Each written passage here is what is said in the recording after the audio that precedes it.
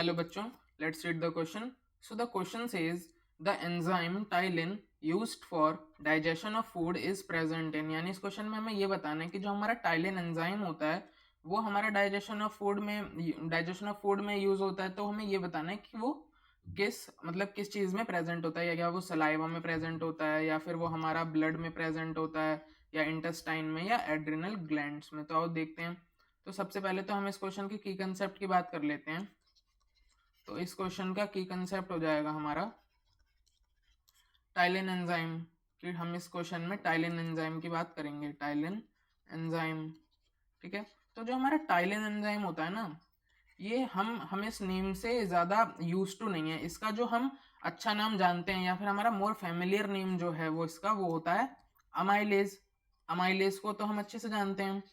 Amylase तो हमारी NCERT भी नाम यूज करती है, ठीक है.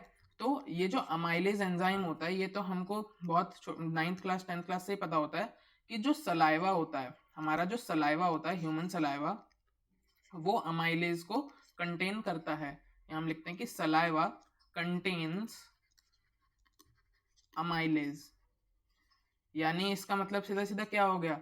इसका मतलब हो गया कि जो सलाइवा होता है हमारा, वो टाइलिन एंजाइम को कंटेन करता है. हमारा जो टाइलिन एंजाइम है वो हमारे सलाइवा में प्रेजेंट होता है. यानी सलाइवा जो होता है हमारा, वो उसमें हमारा अमाइलेज, सलाइवा जो होता है उसके अंदर अमाइलेज एंजाइम होता है हमारा. और एंजाइम, अमाइलेज एंजाइम का दूसरा नाम क्या है? Ptyalin enzyme. तो बेसिकली सिंपल बात यह है कि जो हमारा सलाइवा है वो हमारा टाइलिन एंजाइम को कंटेन करता है, या फिर हमारा टाइलिन एंजाइम हमारे सलाइवा में प्रेजेंट होता है.